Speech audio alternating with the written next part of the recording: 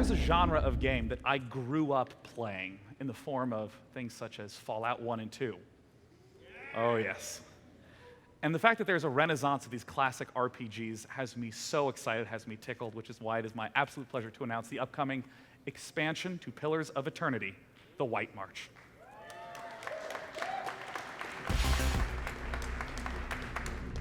Cad Nua is restored by your hand, and word of that deed has traveled far. I write from the White March beneath the shadow of Durgan's battery, the impenetrable fortress, the last hope of my dying town. Deep within, the legendary White Forge lies dormant, unclaimed since the Builder's disappearance. It stands as an immense opportunity. Others have tried and failed. Breach the fortress. Reclaim the secrets of Durgan's steel. The White Forge must burn again.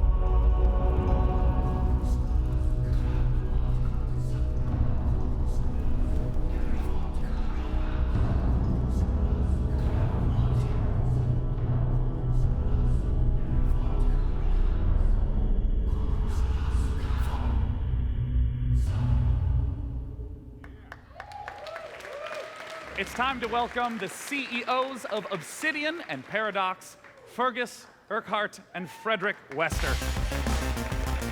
Hey. Welcome back. Alrighty, nice to see you. Whoa, There needs to be a traffic light up here, I know. Thank you so much. Now, of course, simple question. Yes. Tell us about the White March. Well, the White March is the first part of the expansion we're doing for Eternity. It's a whole lot more Eternity. I mean, we've been making RPGs for years, and the funnest thing about doing expansions is you get to just add more, and we're doing more companions, we're doing soulbound weapons, we're doing higher level cap, we're doing a ton of stuff. And of course, you know, what we're really known for a lot is all of the dialogue and the writing, and we're doing even more than we did for the main game. And you know, I know that Pillars of Eternity was kickstarted for $4 million, and now you're teaming up with Paradox. Fredrik, talk to me a little bit about your partnership. Well, we've known each other for a couple of years, so we know each other pretty well, and we... Too well, sometimes. Sometimes too well. We can sit for hours and discuss whether Highlander is a great movie or plain out terrible. And that's great. That was such a jab to put in there. I love that. So when the opportunity came up to work with Obsidian, we just said it's perfect because we want to work long-term with our partners. They're used to working very close to their audiences, just like we are at Paradox as well. Yeah. So it was a perfect match. We even had like close to 20 people at Paradox who had been backers in the Pillars of Eternity Kickstarter. Oh, awesome. Yeah. And I think, you know, a big thing about, I think what's great about teaming up with Paradox, I mean, they're guys that think like we do. About games. They love PC games. They love the weird games that we make and hardcore and it's great now to kind of see this kind of new way of seeing games published and being able to work with people that kind of really like it's not these giant console games, which are great, but it's great that we can now offer like different games that you know 5 or 6 years ago might have been hard to do. Well, I mean, I know that many people consider Pillars of Eternity to be sort of one of the darlings of the Kickstarter movement, but there's also so much controversy in there with projects asking for small budgets. Because some games need 10 million to make a minimum viable prototype. But you know, with 4 million, how do you do it? Balance that with the community expectation as well as wanting to make a good game? Well, I think first of all, we're old. You know, and so we've been doing, so we do this for a while, right? And and particularly back at Black Isle Studios, you know, we worked on Planescape Torment, we worked on Icewind Dale, we worked Planescape Torment. Sorry, go on. Sorry, that's okay. All I'm really responsible for is the combat, and the combat wasn't that great. So, but we, you know, we really learned how to make those games. We always wanted to continue to make those games.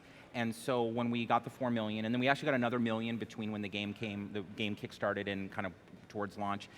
And so, you know, for about and ended up being our budget was about $5.5 million. So we were able to do it, really close to kind of what we got out of Kickstarter. Wow. I mean, from a publisher's perspective, I mean, what are your thoughts on the way Kickstarter is now changing the market? Yeah, Kickstarter, first and foremost, we've been on the fence ourselves to do a Kickstarter. And the most obvious reason for that is that you set expectations for the project very early. And everyone who's been for a few years in the games industry knows that your first idea is not necessarily the game that reaches the market X months later. So that has been something that kept us away from it. But when we started talking to Obsidian about Pillars of Eternity, they were already so far ahead in development that we could see this is going to be the final product. And these guys have been making games for 100 years. So it felt really safe. That's amazing.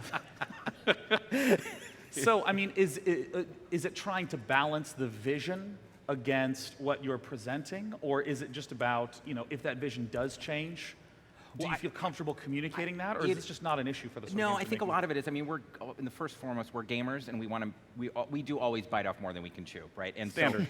So I mean, it's just like, if, we really should only do 6 classes, now let's do 11, and so, and a lot of that is, in the excitement of the Kickstarter, you can offer a little too much, and I think we even did to an extent, but in the end, I think it's all about, I think what we did a great job with Eternity, and what I'm proud of, is really that we said we're going to make the successor to the Baldur's Gates, and I feel we did, and we are super thankful to all our backers that let us do it.